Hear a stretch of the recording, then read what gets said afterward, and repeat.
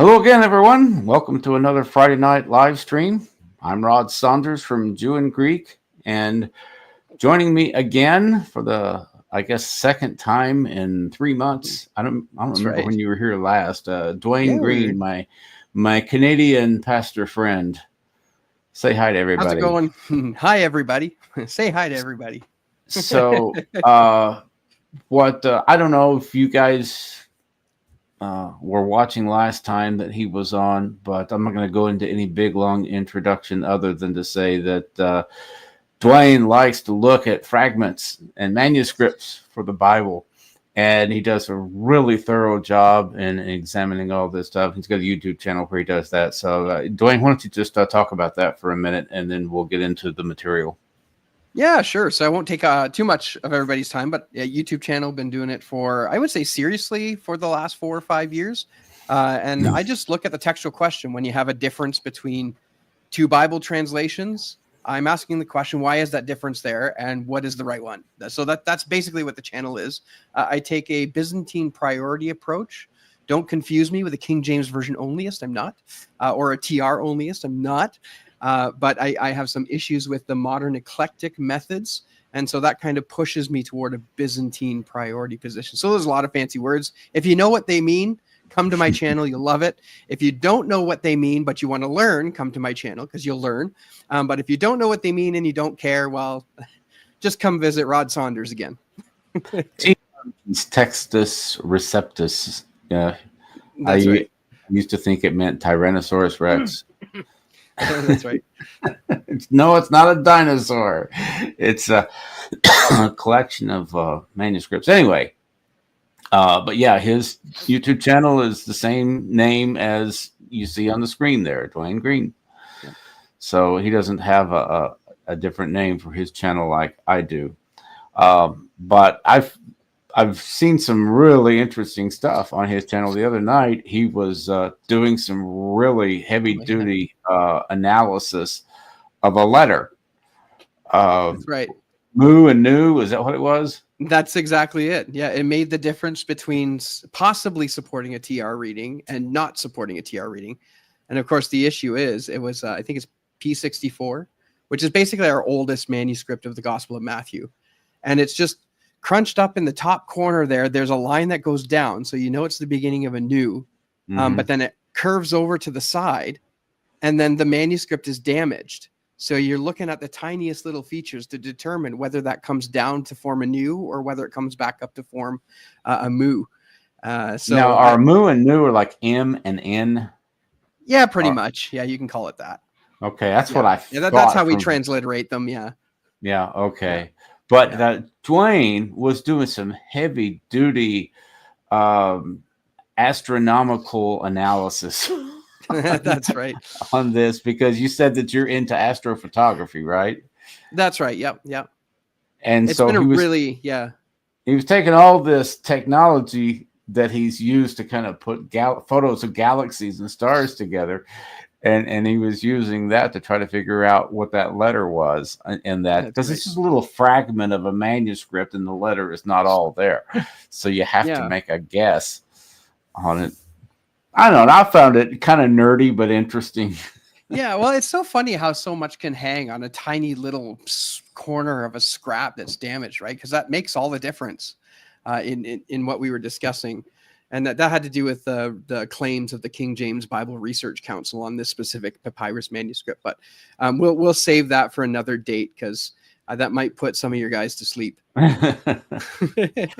Yeah, well, I found it interesting because I like messing around with Photoshop and all the different filters and stuff, and that's what you were doing to try to figure out what it was.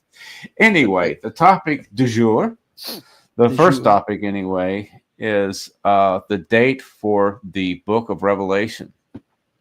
Now, the reason I'm getting into this is because there's been an ongoing debate for many years on the date of Revelation, when it was written, because if it was written prior to the destruction of the temple in 70 AD, then you could make the claim that what John wrote about has already been fulfilled. Right. But if it was written after the destruction of the temple in 70 AD, then you can't say it was prophetic, because you don't write prophecy about stuff that's already happened. You write it about stuff that's yet to happen in the future. And so the people who believe that the events in Revelation have already taken place, those prophecies have already been fulfilled, they're referred to as preterists. I mean, preter just means past. Yeah. And people who believe that it's yet to happen are called futurists, which is kind of self-explanatory. That's right. For the preterist position, you have to have an early date for the book of Revelation, because it just, it stands or falls based on that. If it's after 70 AD, the preterists have no argument. But the futurists can say, well, yeah, it was written, maybe it was written before 70 AD, but that doesn't mean that it's all been fulfilled, or because we have examples in the Bible of what we call the law of double reference. And types and antitypes and stuff like that. Like Malachi says Elijah will come before the great and notable day of the Lord. And then Jesus said that if you receive it, Elijah's already come. And then they realized he's talking about John the Baptist. But then on the Mount Transfiguration, we see Moses and Elijah with Jesus. And then Revelation chapter 11, it looks like Moses and Elijah, I believe it's Moses and Elijah, are the two witnesses. Yeah. So I haven't even discussed that with you, but I guess you agree with me on that. I'm totally there. Yeah.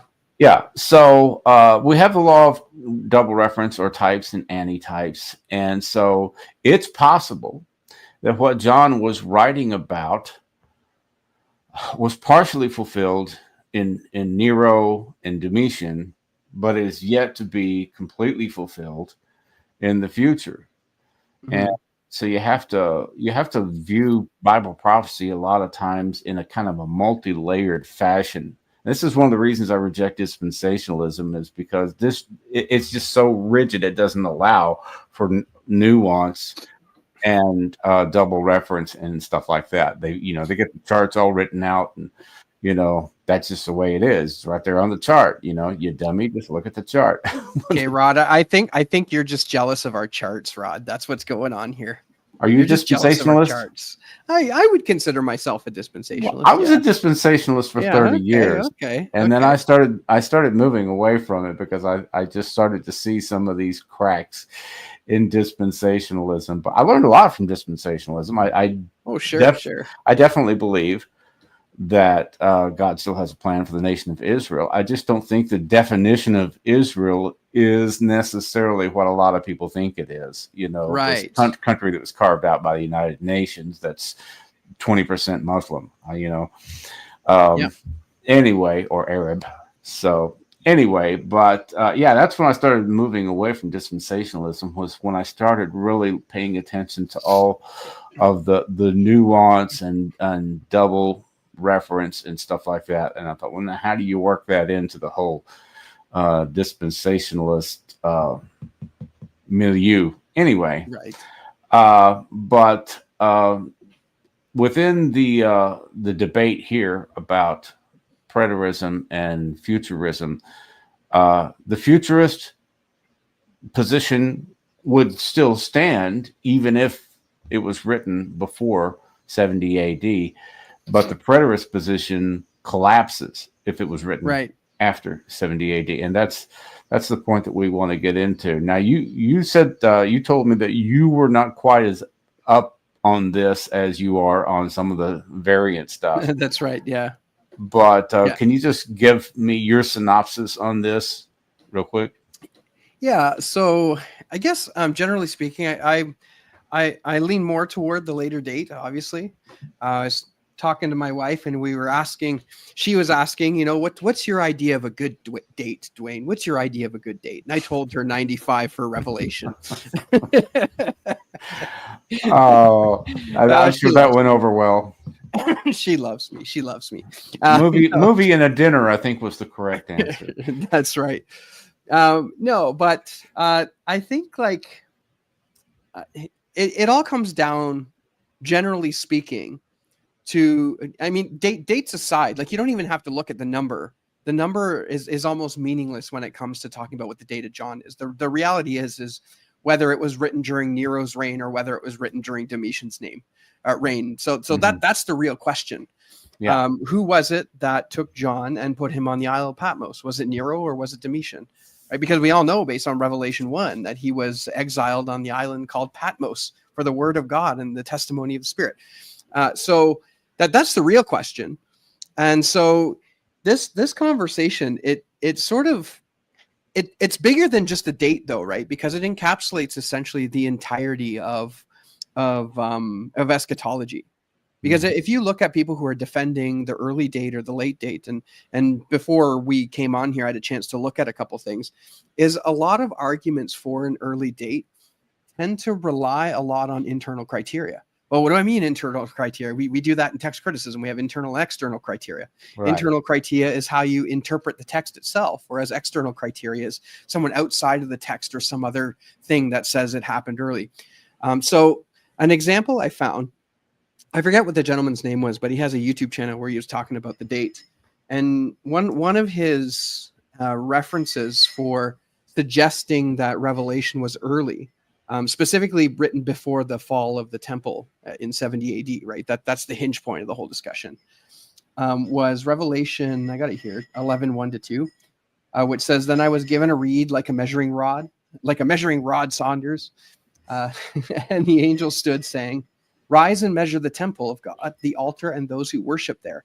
But leave out the court which is outside the temple, and do not measure it, for it has been given to the Gentiles, and they will tread the holy city underfoot for 42 months. So the argument here that he was making was, well, it's talking about the temple, like it's mentioning the temple here. See, there's the temple. That there's no way that he would be writing about the temple in Revelation chapter 11 if there was no temple. Of course, the response to that is, but the angel didn't pick John up and actually physically take him over to the temple. The angel was giving him a vision of the temple. And what's interesting too, and if we're going to use internal criteria, the temple is juxtaposed with the heavenly temple.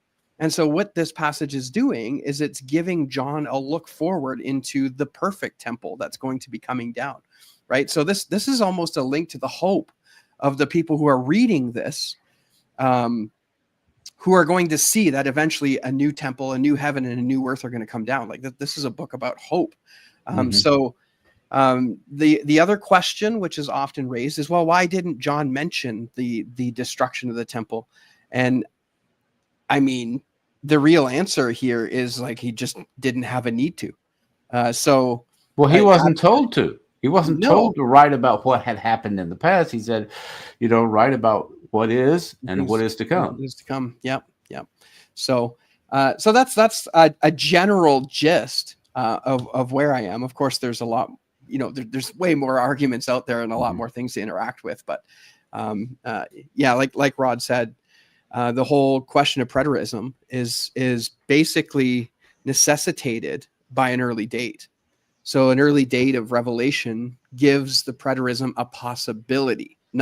It doesn't land it, right? It doesn't land at 100% certainty if the date is early, but it makes it a possibility, because as futurists, even if the date happens to be 65 AD, I mean, who cares? Because, well, the preterists do, but who cares? Because a futurist it doesn't matter. We're saying that the events are going to be future.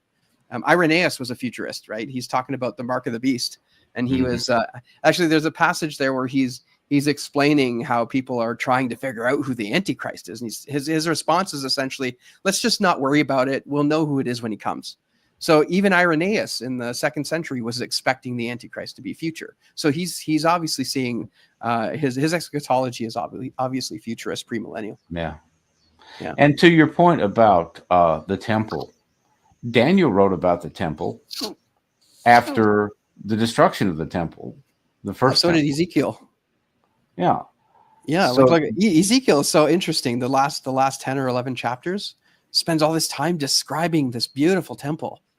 But yeah, there was no temple in that time. Yeah, the Babylonians destroyed it. Yeah. And by the way, you've got a reference to Rome as Babylon in the book of Revelation. And, it's believed that the reason they were referred to as Babylon is because they had destroyed the temple, just like the Babylonians destroyed the first temple. Right. So, you know what's interesting about that? Let me. I'm just gonna find it really quickly. You'll have to lay hands on your mic stand. Yeah, that's right. Yeah, it keeps dropping. One of these days. That's the next purchase. It's yeah, there it is. 1 Peter chapter 5 verse 13 is really interesting.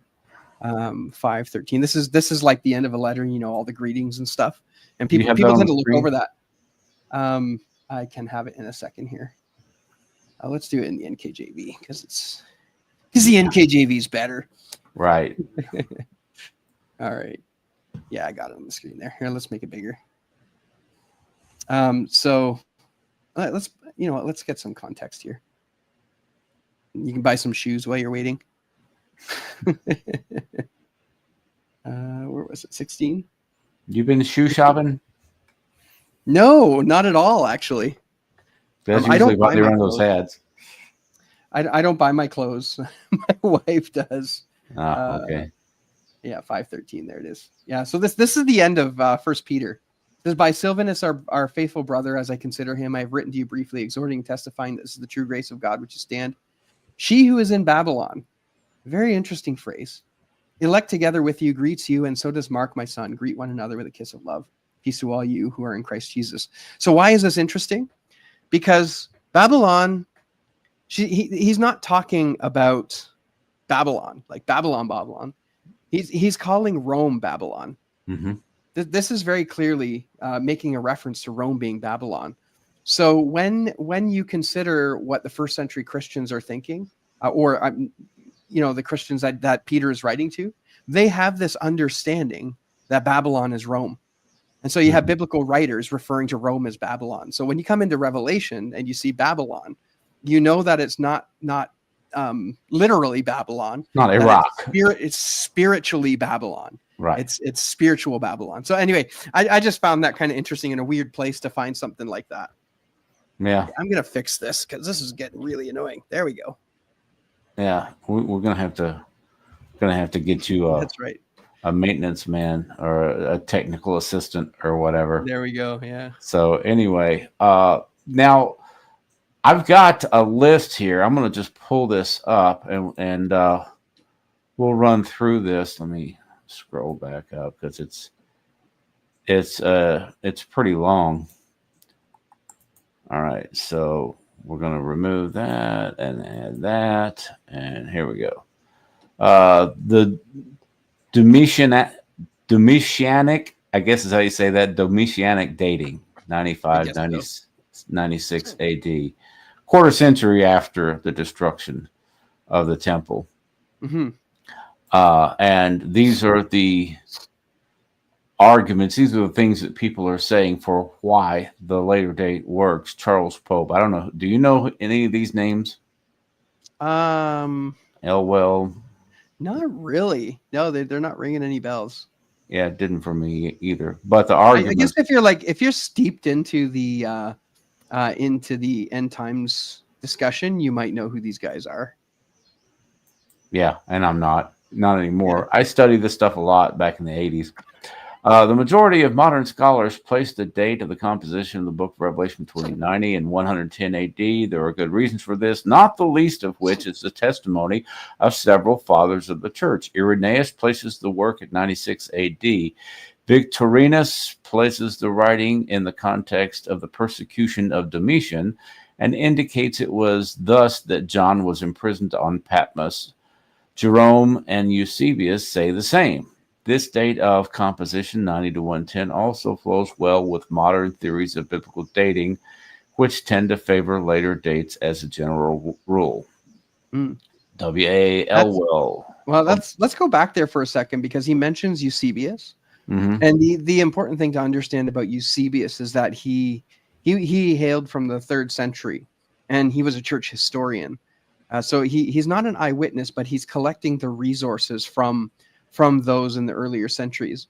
Gotcha. And then a name that I didn't catch until I think it was Peter Goman had mentioned somebody by the name of, it's a very obscure church father. He's known to have existed, but not many of his writings do. It is Hegesippus.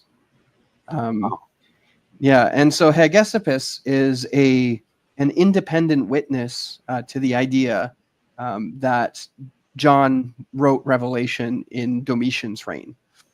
So it's important because sometimes what will happen is that the claim that, Irenaeus and a number of other church fathers suggest a late date, oftentimes it'll be suggested, well, no, the other later fathers, what they're doing is they're actually references Irenaeus's work. So it's all Irenaeus's work, and then comes over to Eusebius.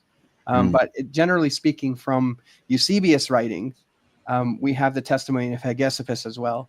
He was a 1st century church or 2nd century church father. Okay. Yeah, I saw that name during my research, but it's one of those things I'll just gloss over because I don't recognize that name. Right.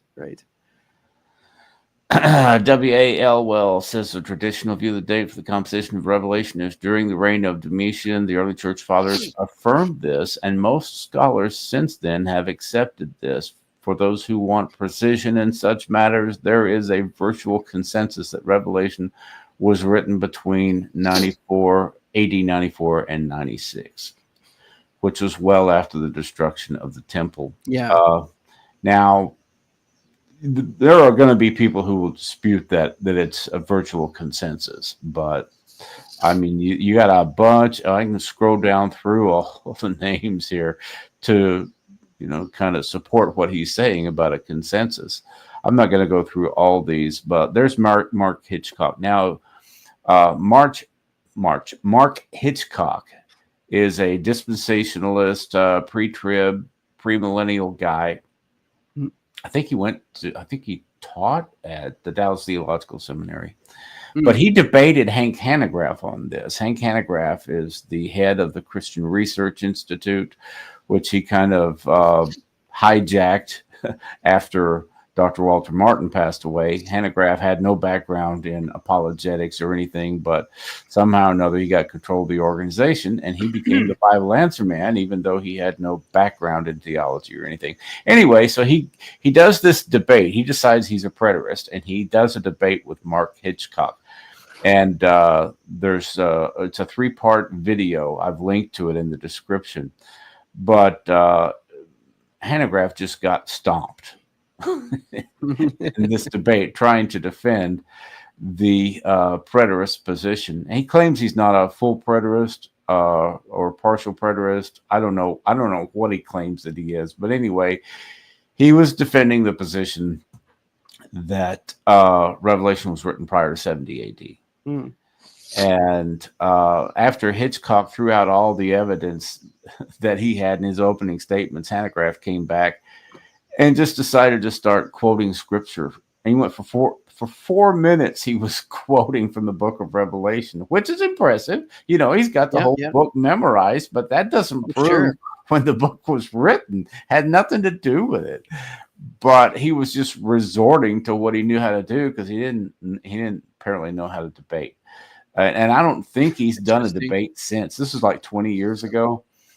And, the head of the Christian Research Institute ought to be debating people. Walter Martin debated people all the time when he was running the Christian Research Institute. But Hanegraaff just can't do it. So anyway, but that's who Mark Hitchcock is. And you'll see several quotes from him. Here's B.B. Warfield, the revered Reformed Bible teacher B.B. Warfield. The canon of the New Testament was completed when the last authoritative book was given to any church by the apostles, and that was when John wrote the Apocalypse around AD 98. So he's got it a couple of years later, AD 98, but still he supports the idea of a late date. And he's making an argument that that's the reason the Revelation, I guess, is the last book in the Bible, is because it's the last one written. I don't know. Yeah. Let's see. Here's what John MacArthur said. Those who hold to the early date, pre-AD 70 C, in Jerusalem's destruction, the prophesied second coming of Jesus Christ in its first phase. External evidence for the earlier Neronian, that means Nero, Neronian date is almost non-existent. On the other hand, the view that the Apostle John penned Revelation near the end of Domitian's reign was widely held in the early church. The 2nd century church father Irenaeus wrote, and then he makes his quote. So MacArthur, now a lot of people in the Reformed world, in the Calvinist world, are covenant theologians instead of dispensationalists. They hold the covenant theology. But John MacArthur was known for referring to himself as a leaky dispensationalist. He was not a totally committed dispensationalist in all aspects, but he definitely did believe that God still had a plan for the nation of Israel. And he definitely believes in the futurist view that the book was written after 70 AD. Yeah. And the bulk of it is yet to be fulfilled. So here's Sam Storms. You might know who Sam Storms is. He's a Reformed charismatic. He takes the late date position. Yeah. Daniel Green, any relation to you? Nope. Okay. The consensus view, however, points to a later date during the reign of Domitian. So let's see. I'll go ahead and put the link to this in the chat box here. Yeah, there we go. If you guys want to, you got Hanegraaff in there. Look at that. Down at the bottom of the page. Oh yeah. AD 120 to 190. At the bottom of the page, right there. Hanegraaff circa 80. I got you. Okay, yeah. I was looking above the line. Right. Yeah. That's where I saw it. I guess. Yeah. I knew I'd seen that somewhere, but I had no idea who he was. So anyway, that's in a nutshell what I wanted to say about the Book of Revelation. You can get into a lot more on this. You're going to find some people who try to make an argument, like Dwayne and I were talking earlier about the use of the words soon and near. Yeah. And what were you saying about that?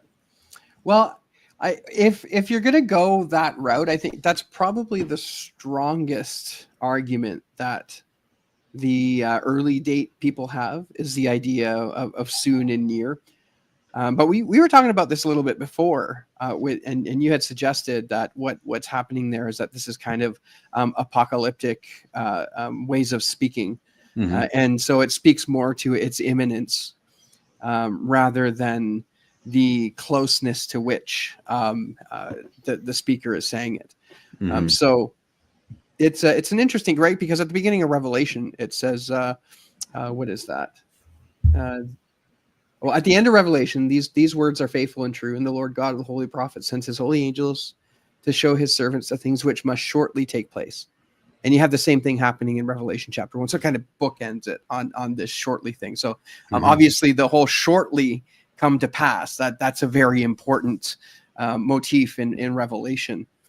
So again, if you're an early date person for Revelation, you're going to say, there it is, shortly. He's talking shortly. So, this was written in 66 and 65 AD, and within, 4 or 5 years, it all came to pass. It's shortly. And of course, 2,000 years and 5 years, right? There's a clear distinction between, it's not a fuzzy line. But if you look at this as imminence, as something that happens quickly, as in when it begins to happen, it's going to happen very suddenly, then we can make sense of that from a later date perspective. And what's interesting about that, go ahead. That was a point that Mark, I don't know why I have trouble saying Mark Hitchcock. I want to say Mark Hitchcock. Anyway, Mark Hitchcock made that point. That's where I got it, was listening to his argument in that debate, that you can't take that literally because of the idioms that were used in apocalyptic language. It doesn't convey literal soonness or literal nearness.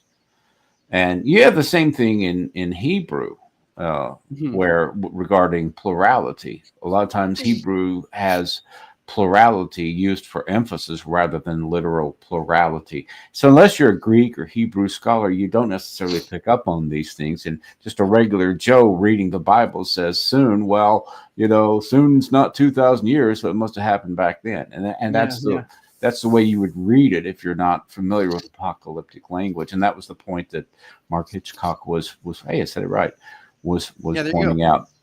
So anyway, if you guys are interested, like I said, the links to that debate are in the description. It was really interesting to hear one guy's basically arguing from internal, like you were talking about, internal and external evidence. And Hanegraaff was basically arguing that, he had to have been talking about the destruction of Jerusalem, because how could he have left that out? Yeah. I mean, if he wrote it after the destruction of Jerusalem, why would he not mention, this cataclysmic thing that happened? It'd be like, and I think he actually used the argument for 9/11. Somebody was talking about New York City in the early 21st century, and they didn't say anything about 9/11.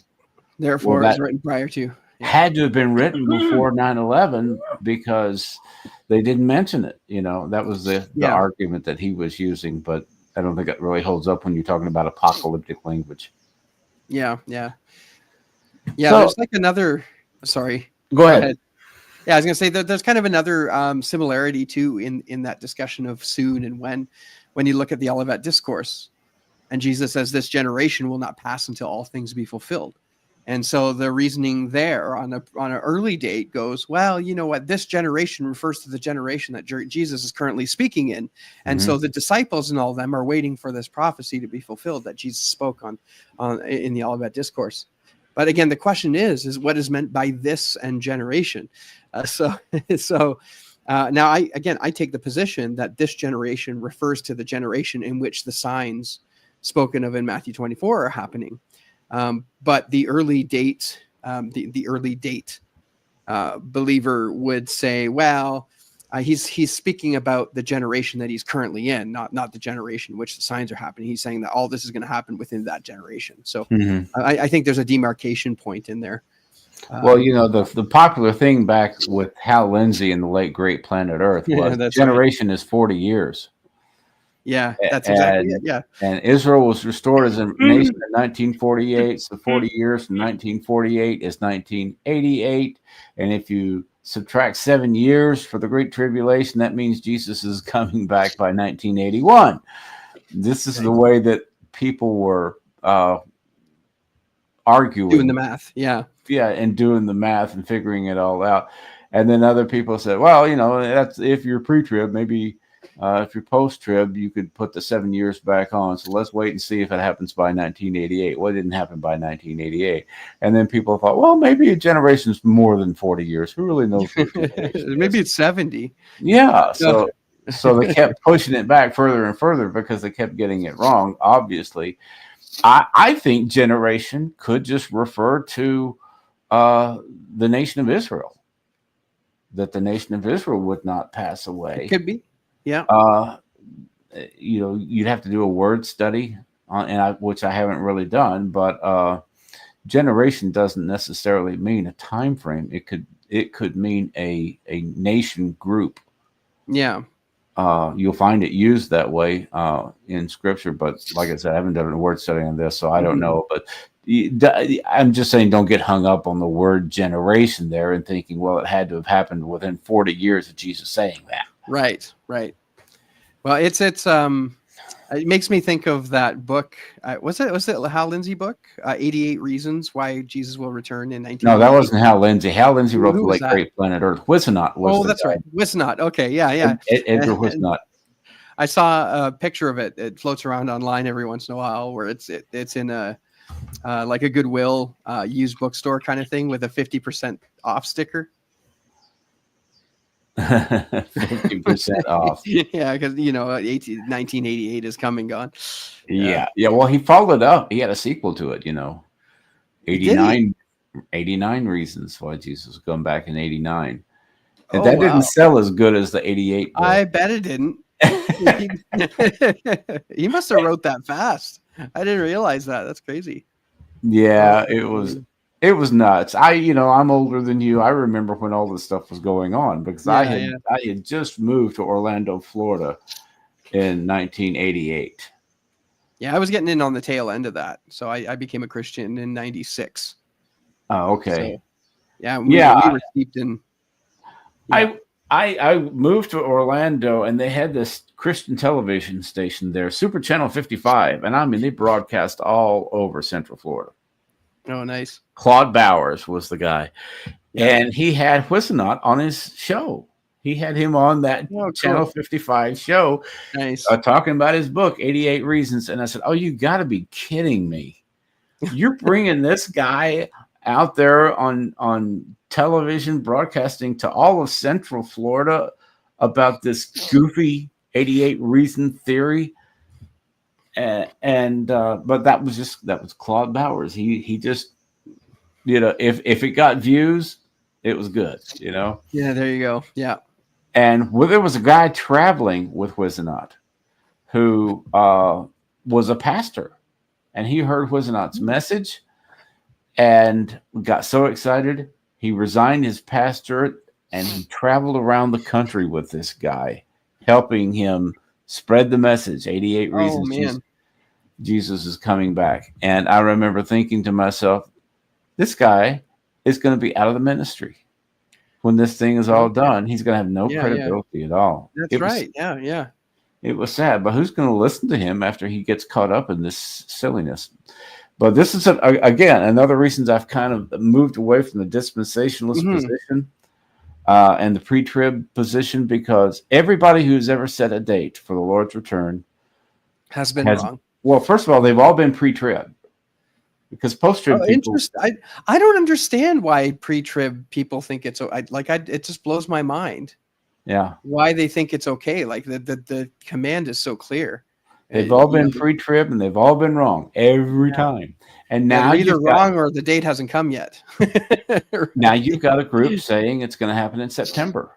I don't know if you've heard that or not, but there's there's a buzz Go ahead. No, I was going to say we have a Facebook group where we kind of keep track of all the false predictions, and we make it an event, and we all kind of it's just but you remember Harold Camping? I think that was probably the most recent high profile one. 2011, something like that. Yeah, and people were like selling their houses and they were buying billboards and all this stuff. And so I think his date was like the 21st of May. I forget what year it was, but I'm a bluegrass junkie, right? So a group called Nickel Creek wrote a song called 21st of May based on the false prediction of so and so. It's actually quite a good song. Wow. Is that the group that Chris Thiele was? Chris Thiele? Yeah. Chris Thiele, Nickel Creek? Yeah. Yeah. Oh, he's a great mandolin player. Oh, okay. 100%. We won't get off into that. Yeah, we're getting off on a tangent, but yeah, we could sit and talk about bluegrass all day, because I went through a phase when I was young, and I actually one of these days I'm gonna pull my banjo out and play during the live stream. Anyway, so that's the first item on the agenda, and now we want to transition to what you and I have been discussing now for a few weeks, is Latin variants, or Latin. What's the word you used? Yeah, so I call them Latin intrusions, and there's a very specific reason why I call them Latin intrusions, right? To give you a little bit of background, the New Testament was originally written in Koine Greek. Now, there's lots of discussions about the Old Testament text, and my specialty sticks within the New Testament. So I don't know all the ins and outs of the Old Testament stuff, but the New Testament was written in Greek, Koine Greek, passed down. Scribes wrote it down, and of course we end up with a couple things in the manuscripts. Things don't always match, and so we got to kind of figure out which one was right and that kind of thing. It's a textual criticism. That's what my channel focuses on specifically. But what happens is in the 1500s, right? This is shortly after the advent of the printing press.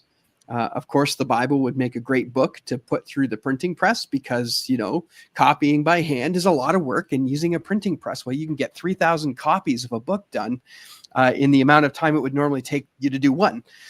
So rough estimate.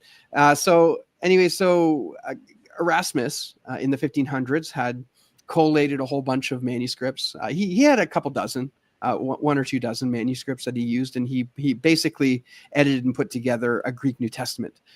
And so when he did so, that was run through the printing press and essentially became known as the Textus Receptus. So that had been revised a few times over the years. I think there's something like 28 or 29 different editions of the Textus Receptus. So Erasmus made 4, and then Beza made a couple, Stephanus made a few.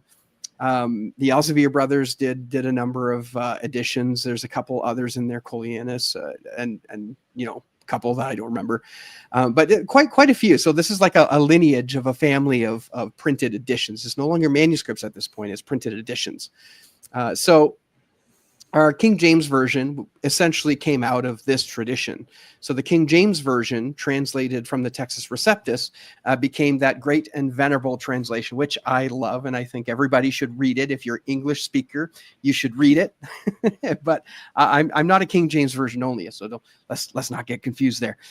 So anyway, so when I say Latin intrusion, what I'm talking about is specifically about textual variants in the Textus Receptus, which do not originate from the Greek tradition, but had come over from the Latin tradition. So there's a couple really the Vulgate. really good examples. Yeah, the Vulgate. Yeah. So there's some history there. We'll get into that in a second. But a couple readings which are a good example of this would be Acts 8:37. This is the confession of the Ethiopian eunuch. Now, again, I don't speak with 100% certainty, but it certainly looks like. Oh, I'll zoom that in. Those are my notes. You can see my sloppy way of doing notes here. Okay. Oh, where'd it go? Acts 8:37. We're not professionals here. We're amateurs. That's right. So it says, then Philip said, if you believe with all your heart, you may. And he answered and said, I believe that Jesus Christ is the Son of God. So the manuscript support for this passage in Greek is very low. There's not much. There's nothing earlier than 600 or 700 AD, and there's just a handful of Byzantine manuscripts. I think it's like 20% of our manuscripts have this passage, and then 80% don't. Like it's fairly clear. That this didn't, or it seems fairly clear. Let me say it that way. It seems very clear that this passage here came from the Latin tradition, because it's in all of the Latin Vulgate manuscripts, all of them.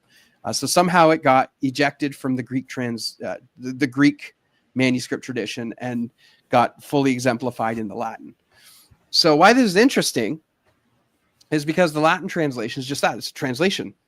And the Vulgate didn't actually come around until the 4th century, and that was created by Jerome. Mm-hmm. So before Jerome created his standardized Vulgate, there were other translations in Latin, and those became known as the Vetus Latina, the Old Latin. And we say the Old Latin, but they're not all necessarily the same Latin translation. These were more independent. So the Vetus Latina represents a stream of Latin manuscripts that are rather independent from each other. So it's not like the Vulgate, where this is a Vulgate translation and then that Vulgate was copied and copied and copied. No, these are just fresh translations at the time that they're translating the Vetus Latina. But the Vetus Latina would be the older Latin manuscripts. Now I can't remember whether Acts 8:37 is in that, but this just provides us with an example of where I think this is possibly a Latin intrusion. So definitely clear cut. Vulgate rendering seems to come over into Greek. Now the other really popular place that you often hear about a lot, that I think probably more certain on this being a Latin intrusion. Let me just fix this thing. It's driving me nuts. There we go. For your viewers, I got a new microphone and it's like 3 times heavier than the old one. But yeah, so the second place that we can spend a bit of time on is the comma. And you say the comma, like the little dot on there? No. The comma Johanneum. And that's a reference to 1 John 5:7. I'll pull it up in here because it's a bit easier to read. So 1 John 5:7. You'll probably recognize this if you don't recognize it already. But it says, "For there are three that bear witness in heaven, the Father, the Word, and the Holy Spirit, and these three are one." Mm-hmm. So if we add, you know what, let me just get the whole chapter here, because it's important to see the rest of it. So the Father, the Word, and the Holy Spirit, and these three are one. Let me close this.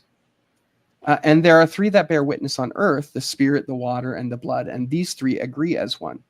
So the first portion of the phrase right here, in heaven, the Father, the Word, and the Holy Spirit, and these three are one, has essentially no Greek manuscript support. There are essentially no Greek manuscripts. There's a few, but we'll talk about those. But there's nothing. There is nothing early. We have one 13th or 14th century. I haven't been able to figure out which is, because there's a couple dates that float around sometimes with some manuscripts, but there's one manuscript somewhere from the 13th to 14th century, which again is very late, very late. But it has it, but in a different form than Erasmus. So again, we come back to Erasmus and how the Latin intrusion made itself into the Greek New Testament for the Textus Receptus was through Erasmus. So the story goes, I'll tell you the story. There's a bit of controversy around it, but generally Erasmus's first edition did not have this in there, and he was concerned, like most thinkers of the day, ad fontes, or going back to the sources, right? So he wanted to produce a Greek New Testament, a New Testament based on the original Greek. Like he didn't want anything in between. And so when he came to his manuscript that didn't have it, his dozens of manuscripts that didn't have it, he said, okay, well, I'm not going to put that into the Greek New Testament. So his first edition did not have this clause. So of course that went out, it got printed, and a bunch of people lost their minds. Like, what are you doing? You can't do this. You need to put that passage back in. Like it became a kind of a big deal. And you could see how there may have been, and I say may have been because there's a little uncertainty, but there may have been a little bit of pressure to put that into his edition. So his second, third, and fourth edition ended up putting that in there. Now there's been a bit of controversy surrounding how caved. He caved. Well, sort of. His response, supposedly, right, was, if you can find me a Greek manuscript with the passage in it, I will put it in my Greek New Testament. And so all of a sudden, a manuscript just happened to surface with John 1:5-7, a Greek manuscript, Codex Montfortianus. It's a GA 61. It's a 15th century manuscript. And some have suggested that this manuscript was procured purposely to get Erasmus to put 1 John 5:7 in. The church tradition, or the Latin Vulgate, right? Because you got to keep in mind that Erasmus was basically changing the direction of the church, right? Erasmus was a Catholic. Don't forget, he wasn't a Protestant. And so the work he was doing was dedicated to the Pope, if I understand correctly. And so he was transitioning the church from the Latin Vulgate to the Greek New Testament. That's kind of a big deal in itself. But you can understand how, the Catholic Church, especially being so devoted to tradition, having one of their traditional readings taken out of the text would cause some issues there. And so, yeah, it's almost certain. I don't know if you could say that he wasn't pressured at all. Like there would have been a substantive amount of pressure on Erasmus to put it in. But anyway, he said, well, you find me a manuscript and I'll put it in. So Codex Montfortianus, that 15th century manuscript showed up, and so he put it in. That's why it's in second, third, and fourth edition of the Textus Receptus. Now, there's some debate though, because Codex Montfortianus, if you look at it, its rendering of the Comma Ioanneum does not match the rendering of the Comma Ioanneum in the Textus Receptus. So Erasmus has the word "the" in front of the Holy Spirit, the Word, the Father, the Word, and the Holy Spirit. He has the word "the" in front of it. But in Codex Montfortianus, it doesn't have the word "the" in front of it. Now, it gets more interesting because there's another manuscript called Codex Britannicus. Now, scholars today typically think that Codex Britannicus is the same manuscript as Codex Montfortianus, but in a book called The Ghost of Arius, it tends to show that Codex Britannicus had the same renderings as Erasmus did in the Textus Receptus. Now, whether or not, right, that's because of, miscopying, or who knows what the research is.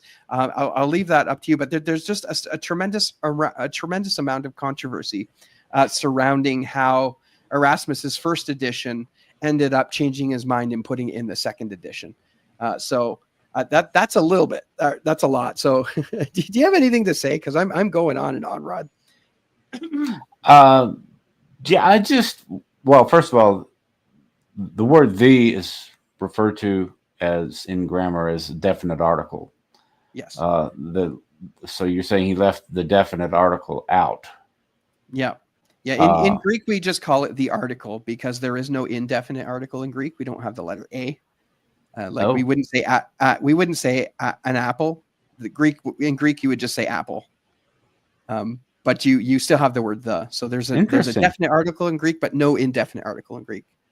But the other thing which is interesting, and this adds to the conversation. Sorry, I'm cutting you off a little bit. But no, I want you to talk. The more you talk, the less I have to. There you go. So in Latin, they don't have articles at all. There's no the, no a. There's no indefinite, no definite article. So why that's interesting is because whenever we see the Comma Johanneum in the Greek manuscript tradition, I'm speaking specifically of the 13th or 14th century manuscript. This is GA 629. I got a picture of it. We'll look at it.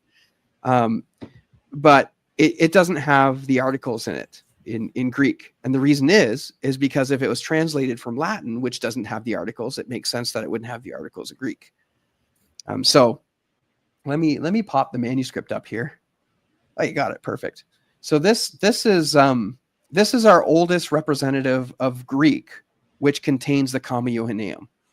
And why this is really interesting in this manuscript is because you'll see that there's two columns here. There's a left column and a right column. Mm-hmm. If you zoom in a little bit to the trained eye, you'll notice that the left-hand side is Greek. The left-hand side is Latin, and the right-hand side is Greek. Now our passage is here. Oti trisisin hi martiruntes, and it's kind of hard to read there. You can see Father, Patir, Logos, Ke Pneuma, and again the articles aren't there. I can zoom in a little more so you can see better. The articles aren't there. The word "the" doesn't appear before the word Logos. It doesn't appear before the word Father. It doesn't appear before the word Spirit. So you come over here. And well, there it is in Latin. Now, I don't speak Latin. I'm just assuming it's here. I did some research. I can tell you that it's there, mm-hmm. but I can't. I can tell you other scholars say it's there. So that's what I'll do. But why this is interesting is you can see in this manuscript that the Latin translation was favored in its copying. And you know this because this specific manuscript, it's done on a line-by-line basis. So you have one line of Latin, and then that line is translated on the whole line. So a line in Latin doesn't spread two lines on the Greek side. So you have a line-by-line translation here. The other thing to notice too is that the column down the left side is lined up pretty good.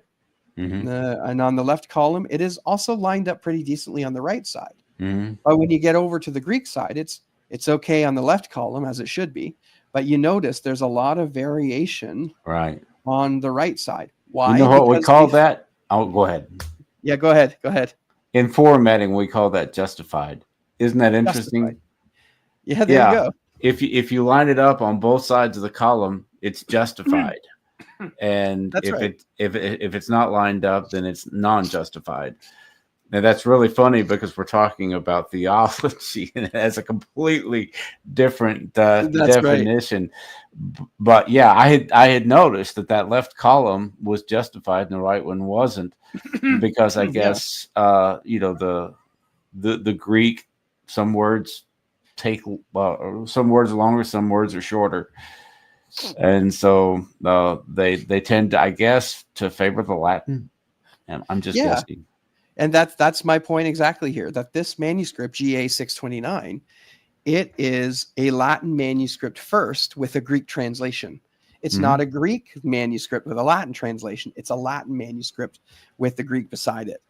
And why that's interesting is because, again, our earliest manuscript with the comma just so happens to be in a manuscript that has Latin on it. So it sort of reinforces that idea that it's quite possible that reading came out of the Latin Vulgate. And anyway, so that's a little trip into the manuscript, and this is again what I would call a Latin intrusion. Now the story is not like there's so much on this specific variant. We start getting into the grammar, which we won't do today because that'll fry your brain unless we have some time to unpack it. But an interesting factoid that kind of throws a little bit of a monkey wrench in this, though. Is it okay to throw a monkey wrench in this? There's a Latin codex called Codex Fuldensis. And I think this was a Fuldensis.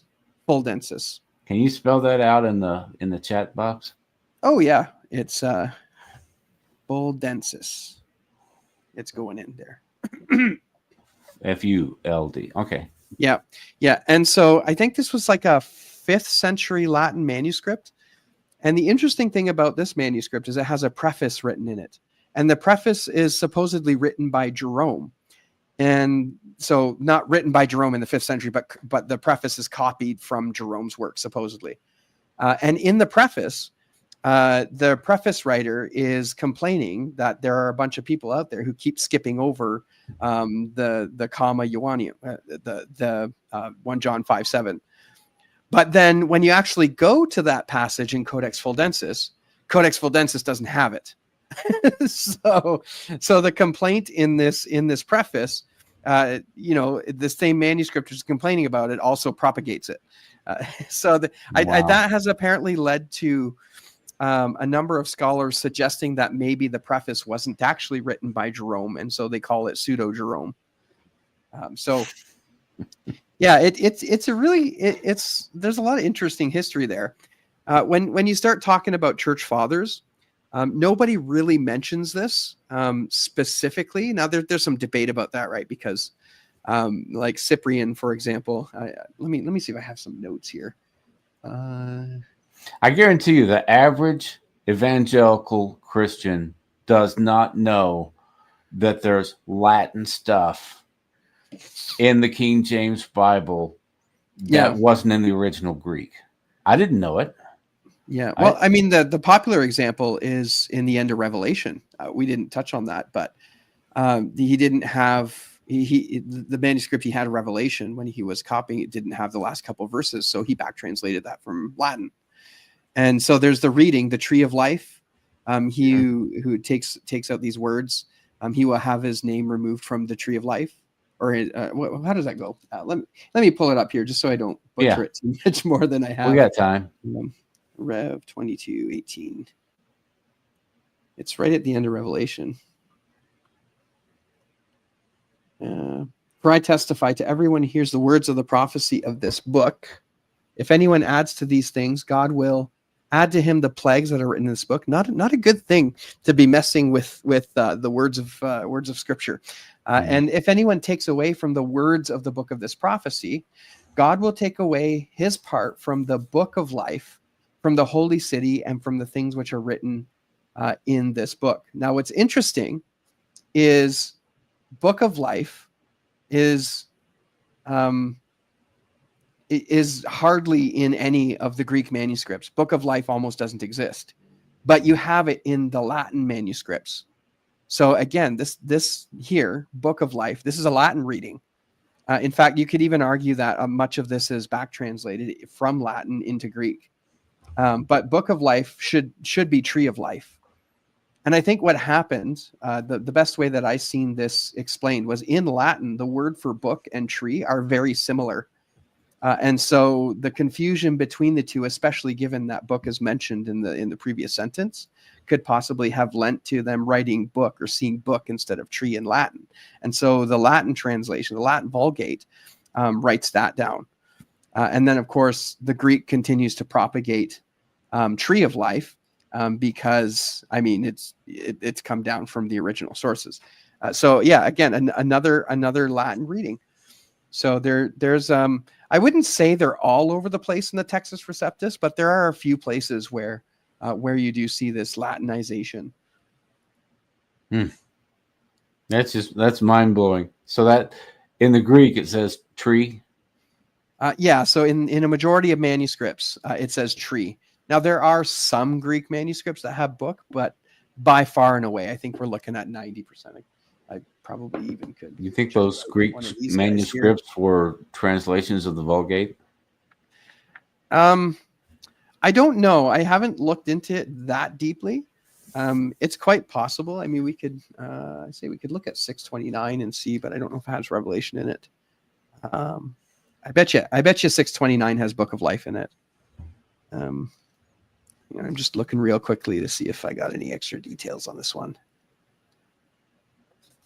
2218. No, see, he doesn't have it listed in here. The reason why is because it's just so prevalent in the Greek tradition that the Greek tradition is definitely book. Tree of life. Yeah. Okay. Oh wait, is it listed? Hang on. 19. I'm looking at the wrong verse. No, he doesn't list it. He doesn't list it here. That's interesting. I guess we can just leave it at that. But yeah, like this is just the Textus Receptus is essentially a conglomeration of the Latin tradition and the Greek tradition, just kind of like merged into one, which is interesting, right? Because when not all King James Version, I always want to separate King James Version onlyists because I know a number of them who are very good. Their research is solid. They have they're very thorough. Brian Ross, Christopher Yetzer, Nick Sayers. These are the guys I usually go to if I want to learn something about King James Version onlyism. But then there's like a Ruckmanite type, very strong, very, lots of attitude toward those who do anything other than a King James Version. But the reason why I mention that is because many of them get upset because, they'll accuse the NASB or the ESV of being a Vatican, Vatican Catholic Bible, they're twisting your Bibles and stuff. And the Vulgate gets in there. And then you go like, why are you getting upset at the Vulgate? Because it's very clear that the Textus Receptus had referenced the Vulgate in a number of places. So it's a little bit of an inconsistency in their part, like rules for thee, but not for me kind of deal. Where they can do what they want and have the King James Version, but the second you do what they did, well, no, don't you dare. So it's an interesting discussion, all that stuff. Once you start diving into this stuff, you find out just how complicated the translation process is and how many different opinions there are. And, people will go to war over, what manuscript to use for a certain passage or whatever. I showed in this one video that I did, I showed the ESV committee debating whether or not to translate the word doulos as slave or servant. And they went around the room and they made their arguments. And this one British linguist, he says, what makes it translated either into slave or servant is whether or not he is owned. I remember him using the word owned. And the idea was, there were people that were owned. There were also people who were indentured servants. Some servants were paid. Yep. Some servants were actually had a position of prestige. And like the parable that Jesus taught about the unfaithful steward. And the guy says, wrap up your affairs and get out of here.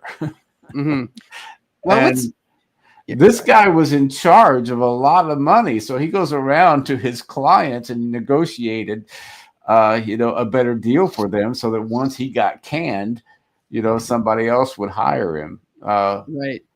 So, but I mean, the idea when people just say slave or servant, you it might conjure up the idea of chattel slavery like we have, but you've got to take it on a case by case basis in the Bible, because there were all kinds of different definitions of servant. But anyway, that was the point that they were bringing up. They were debating that, and they finally decided in some places they would translate it as servant, and other places where there was clearly the idea of ownership, then they would translate it as slave. What's interesting about I think slave is the better translation there, because there is a sense in which we are ransomed, right? Like that's kind of the whole scriptural thing. We are ransomed. We are bought with a price. We're slaves. But the position of the slave, whether it's a place of prestige like Joseph and ruling half of Egypt and all that kind of stuff, or whether you're just kind of like a down in the dumps, beat every day kind of slave, that's not dependent upon you as a slave, but that speaks to the master, right? So our position as slave actually speaks to the gloriousness of the master we have, who puts us in a place, who sits us in the heavenly places, right? I think when you take slave and just render it as servant, you kind of lose a little bit of that distinction that's being made between you and the master. But yeah, that's a whole. We could probably spend hours on that. Yeah, but just multiply that by dozens of other examples that people on translation committees debated. Yeah, like monogenes, like the only begotten son. That's another big one, right? Yeah. The pericope, adultery. Yeah, that's another one. And of course the notorious ending of Mark. Yeah. The ending of Mark, yeah. Yeah, because you don't like to say long ending because it's just the ending. But, people who say, well, they left stuff out of the Bible. That's a corrupt translation. You hear this all the time when like the NIV or the ESV came out and they got accused of they're taking stuff out of the Bible, because it's they're Freemasons or they're satanic or whatever. You hear all kinds of stuff. And then the translators have to say, well, the reason it's not there is because it wasn't in the original manuscripts. It didn't appear until later. So basically, and you could have given an explanation on this, is they're operating under the philosophy that the older manuscripts are more reliable, where other people believed that the majority manuscripts were more reliable. And so whether or not some of those words appeared had to do with which manuscripts they chose to go by. But people don't know this stuff. All they know is, well, the Bible I grew up with, it says this, and they left it out. They're going to go into the lake of fire because they took. Yeah. And that's a big part, I think, of the King James only debate. Is that they believe that the King James came from not an authorized, but a what's the word I'm looking for? Inspired translation, or manuscript of the original autographs. That's another word that if you're not familiar with this, autographs were the original writings from the apostles, and they don't exist. We don't have any of the autographs because all we've got is copies of the autographs. But that's what all the translations come from. They're done from the copies of the copies of the copies, and you have to determine which copies are the more reliable. Are they the ones that go back to the 3rd century, or are they ones that were put together in the Textus Receptus or the Byzantine or whatever? So, and that's the kind of stuff you deal with all the time. That's right. All the time. Yeah. On your channel. Sure. And you could probably write a book on. I'm thinking about it. Really? I got to get my stuff in order to be able to do that. But I've got some ideas in my head and a potential outline and stuff. So Yeah. But we'll see what happens. It's not as cut and dried as a lot of people make it out. No, it's a very complicated field. And there's lots of ins and outs, and there's a lot of misunderstanding too. I find sometimes, like one of the big things that we often hear about is the so-called Lucianic recension. And so the Lucianic recension basically says that all of the later manuscripts that we have, which would be Byzantine in nature, this Byzantine priority, so I like the Byzantine manuscripts. It was initially posited by Westcott and Hort in the 1800s that these manuscripts came about through a recension in the 4th century. So Lucian of Antioch, he gathered together a whole bunch of manuscripts and did an official revision. That's what we call a recension. And so all of the Byzantine manuscripts are a result of Lucian, not necessarily of the original text. So that's what Westcott and Hort proposed. So this was their way of kind of pushing off the massive manuscripts, because there's lifetimes of work there, so that they could just focus on the oldest manuscripts. And by then, Sinaiticus and Vaticanus had been found, Washingtonianus, Alexandrinus, a couple others. And so they could focus solely on these smaller grouping of manuscripts as opposed to the 5,000 or so Byzantine. But later it came, as time went on, people began to question that. What do you mean Lucianic recension? This recension didn't happen. Turns out that there's zero evidence about a Lucianic recension, and nothing was actually offered up, nothing at all. No writings, no nothing. And so slowly over time, it became realized that this Lucianic recension didn't happen. So wow, again, it's kind of like the Steele dossier. Yeah, that's right. Anyway, so the misinterpretation here now. And now I'm going to defend my reasoned eclectic friends, my modern critical text friends. I just responded. Was this last week? Earlier this week? Yeah, it was this week, this Wednesday.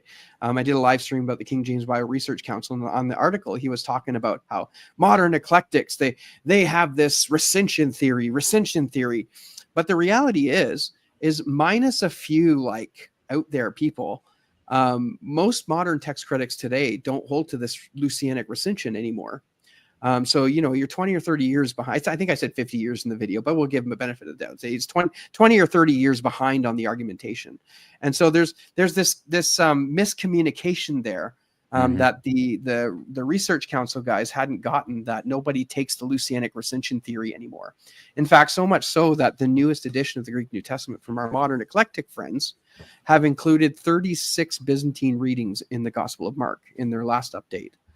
They're on their way. They're a bit behind, but but are you familiar with Haeckel's embryos?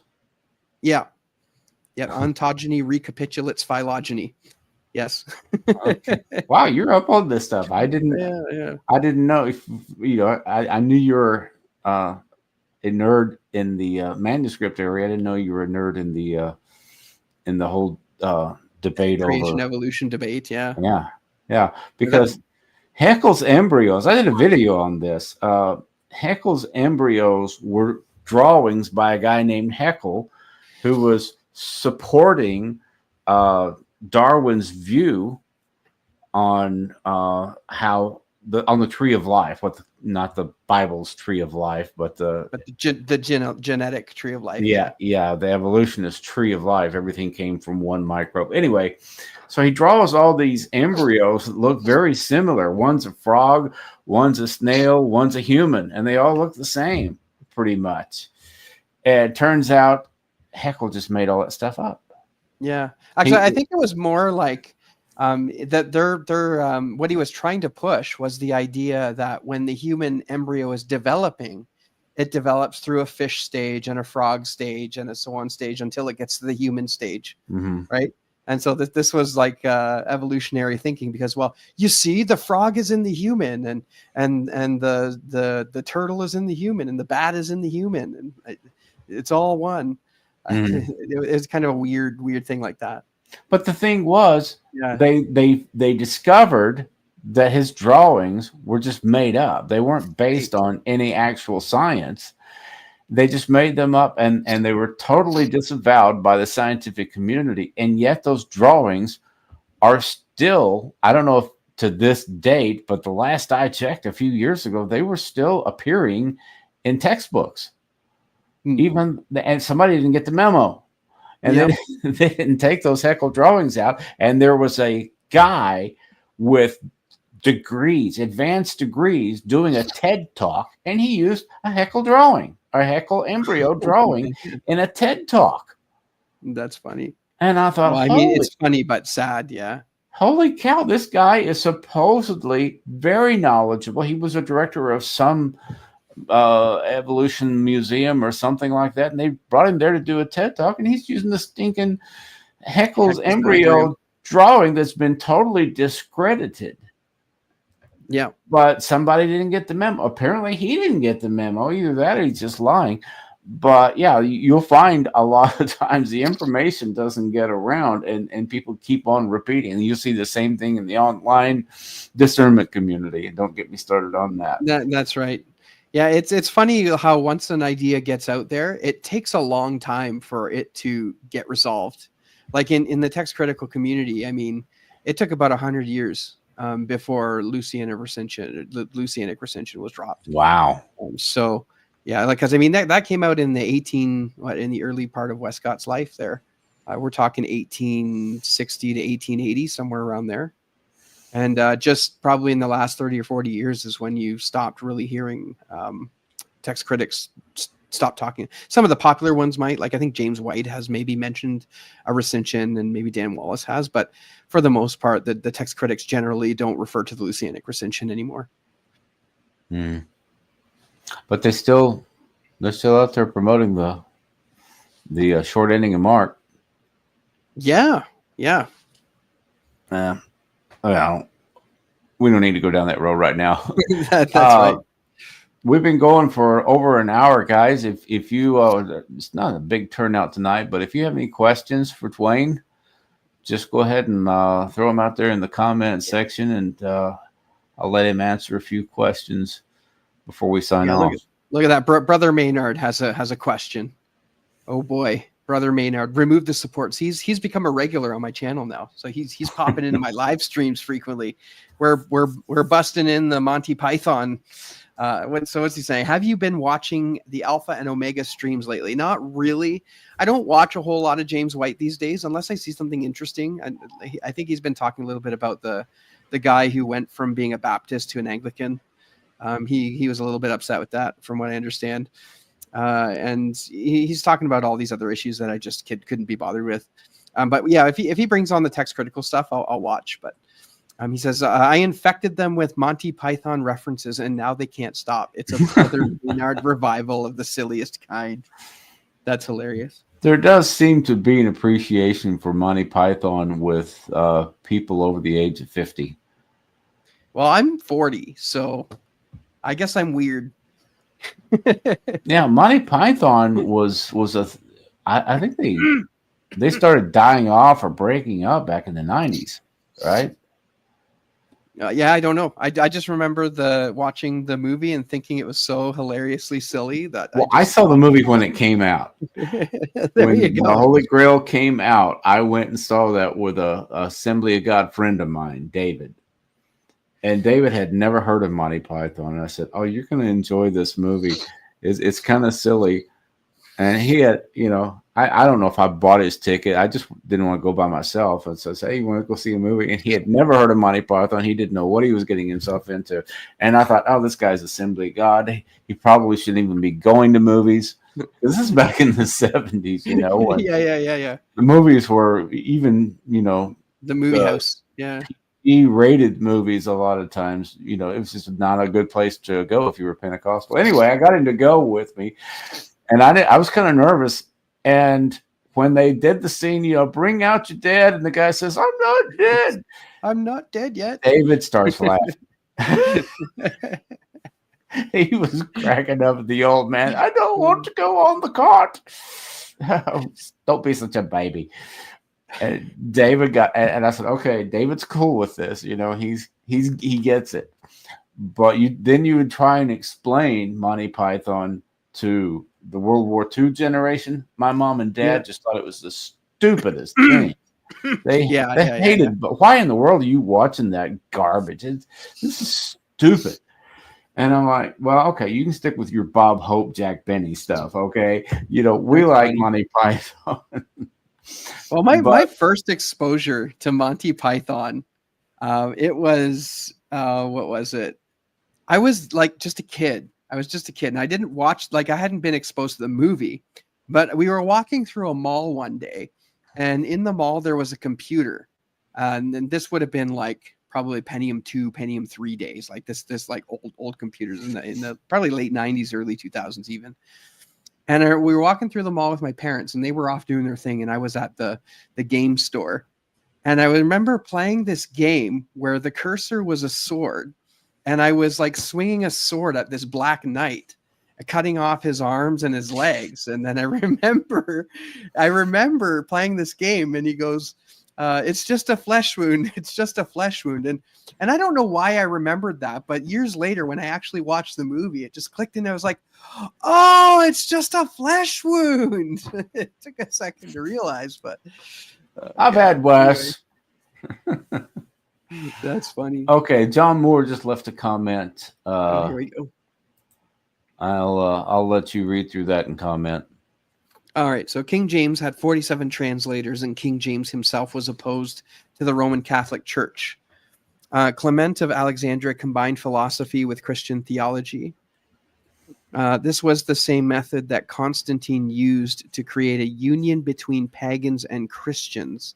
Constantine spread the Alexandrian text type to the common Christians at Rome. Constantine also combined pagans and Christians together for one day of worship called Sunday. With the Edict of Milan, Constantine relied on 3 types. He's probably still typing there. I'm not going to get too much into the Constantine pagan stuff. It was an interesting time. If I'm not mistaken, Constantine was the one who legalized Christianity in the Roman Empire. And what you had there was kind of a merger of politics and Christianity. And historically, I don't think that worked out very well, because that consolidated a lot of power in the Catholic Church and caused a lot of problems. But we'll leave that aside, because you mentioned that the King James himself was opposed to the Roman Catholic Church. Of course he was, right? This is the upbringing of the Reformation. The Reformation kind of led itself away from the Catholic Church. So what I'm talking about, though, when I refer to the Comma Ioanneum, is that was done by Erasmus, who himself was a Catholic. He was a Catholic. And it was the Catholic churches, the Catholic Church, which had apparently pressured him into adding the Comma Ioanneum. Like I said, he couldn't find a manuscript, a Greek manuscript that contained it, and so brought it over from the Latin. Now, Codex Montfortianus did end up coming back, a GA 61, 16th century manuscript, 16th century. And he used that as his basis for adding that in. Now, again, I know there's some questions surrounding Montfortianus and Britannicus, but nonetheless, Montfortianus, its rendering of the Comma Ioanneum is different than what Erasmus had in his text. So there's it's an issue that's pre-King James. So the King James translators were using the work of I think it was Beza, one of Beza's editions. And it wasn't strictly a translation from the TR. I mean, it was a translation from the TR, but it wasn't a fresh translation. The work of the King James Version was based off the Bishop's Bible. So rather than starting from scratch, they used the Bishop's Bible as the base and then made changes where they felt necessary. I mean, there's no argument here. King James definitely was opposed to the Roman Catholic Church.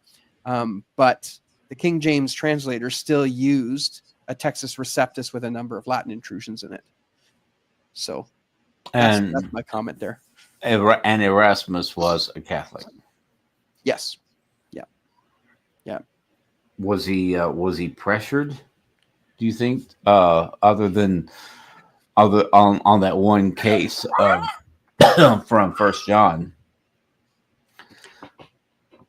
I don't know.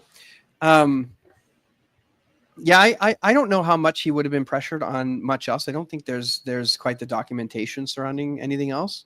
But 1 John 5:7 is obviously a very important, Trinitarian passage. Now I'm a Trinitarian, right? I'm not modalist or Unitarian. Mm-hmm. People see Pentecostal and sometimes think I'm Unitarian. So I'm fully Trinitarian.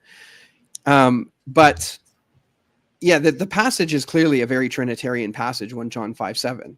Mm-hmm. So that could very well be the weight of why it was retained, because the Catholic Church is very Trinitarian as well. Right. So, but I think it's pretty. I don't want to say pretty indisputable that it's specifically a Latin, but it's pretty like it certainly weighs in that direction for sure. Yeah. Okay. Well, I was thinking that John might be adding, but he hasn't typed anything else. Yeah. So if you guys don't have any other questions or anything, we're going to go ahead and, somebody says. I think that's after. It's only a flesh wound. There you go. It's only a flesh wound. Where's Brother Maynard? I thought he would be talking about Monty Python here. Oh, John Moore says thanks. Perfect. You're welcome. Okay. Good stuff. Yeah. Well, he was here earlier. Brother Maynard. Yeah, was Brother Maynard one of the characters in the movie? Yeah, he was. I think it's the scene. Oh, Brother Maynard, that's the Holy Hand Grenade of Antioch.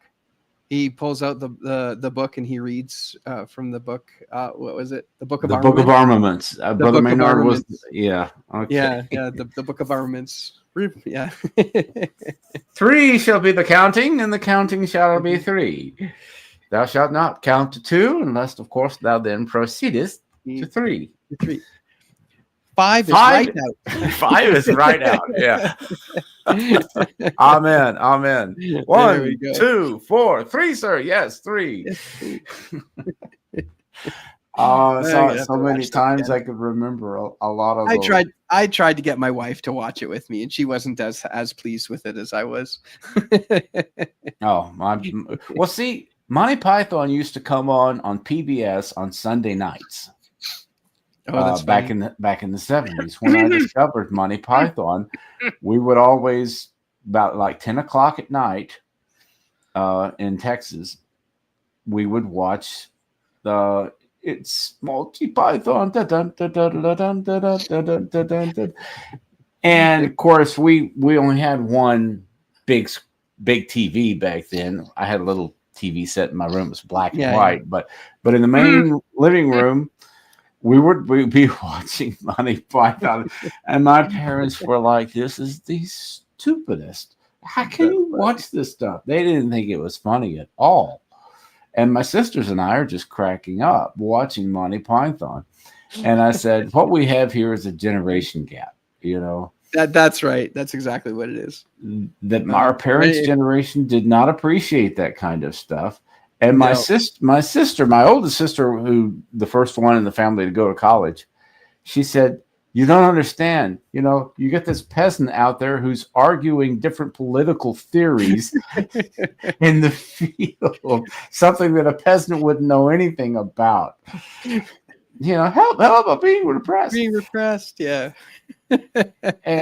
And that was the funny thing about it, was there was this juxtaposition of class and education with the historical record. It's like when they decided to arrest, the police car pulls up and they decided to arrest.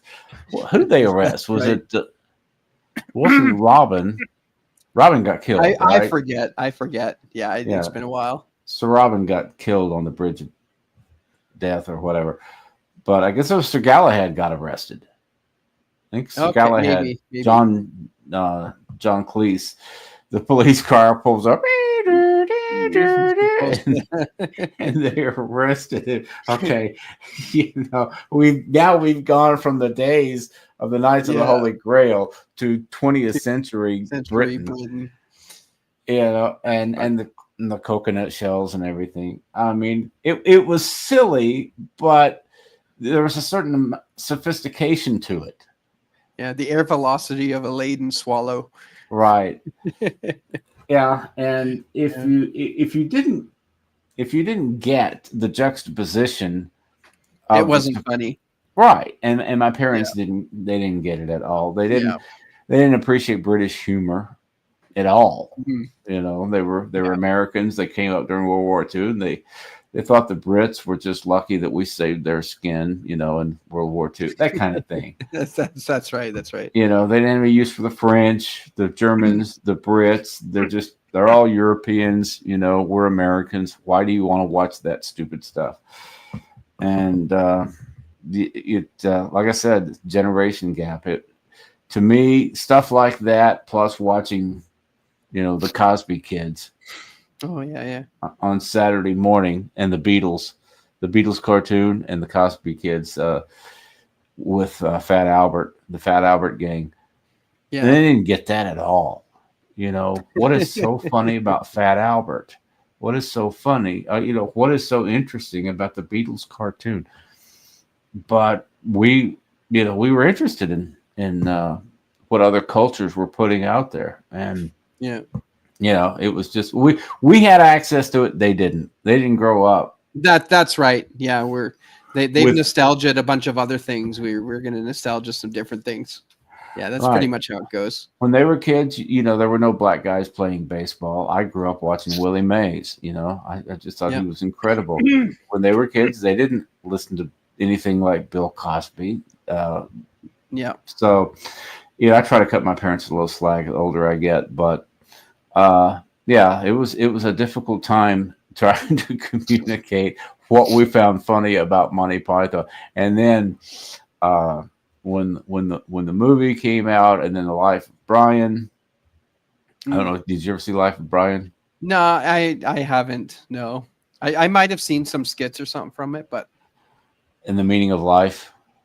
No, there's one skit I remember seeing. It was the big fat dude who goes into the restaurant, and then he's eating, and then he goes, bucket.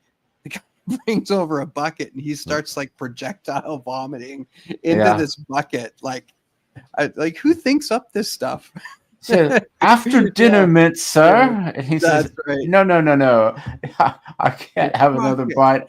If I eat anything else, I will literally explode. And they said, oh, just one bite. And the ladle literally exploded. Yeah. That was, I think that was The Meaning of Life. Oh, maybe. Okay. Yeah. Crazy stuff. Anyway, we've taken up enough of your time talking about Monty Python. Yeah, it was fun. It's fun. But it's Brother Maynard's fault. That's right, Brother Maynard. He's starting this revival of sorts. He says, Life of Brian may receive the next revival for a double portion of stupidity. There you go. Where, just name one thing the Romans have done for us. One thing. The aqueduct? What? The aqueduct. Oh, yeah, I suppose they gave us the aqueduct. and then they start naming all the other things that the Romans did. Okay, but despite those 12 things you just named, what have they ever done for us? Yeah, now I'm thinking of, I want to be called Loretta. Right. that was The Life of Brian, I think. Yeah, we'll leave that one. And for the sake of your YouTube channel. Always look on the bright side of life. That's right. Okay. Well, we're gonna go ahead and wrap it up. Check out Dwayne Green's channel for more manuscript, textual criticism, nerdy stuff. And I think if you're interested in this stuff, you're going to get hooked. You start listening to enough and you realize, what all is involved in the whole process of translating and I guess examining the different documents to find out which ones are accurate, which ones aren't, which ones I guess there are a few fakes thrown into the mix through the centuries. And it's a process. It's a process that has been ongoing now for hundreds of years, and as recently as what? When was Westcott and Hort? It was 100 years ago. 1880. Well, I mean, there's still work going on today. The ECM is still plugging away. Yeah. So yeah, work is still being done now. Again, I take issue with some of the ECM stuff, but that's a topic for a whole other day. Yeah. So anyway, yeah, go check out Dwayne's channel, and we'll probably have him back on to discuss some other aspect. You gotta do some of this astro photography stuff. Yeah. Time. Whip that out there and show everybody about how you're layering the documents and everything. That's pretty fascinating. So anyway, thanks for joining us, Dwayne. Thanks for watching, everybody. Tune in next Friday. I hope to have a first-time guest on. We'll see if we can work out the details over the coming weeks. So until then, thanks for watching and be blessed. Great. Thanks, Rod.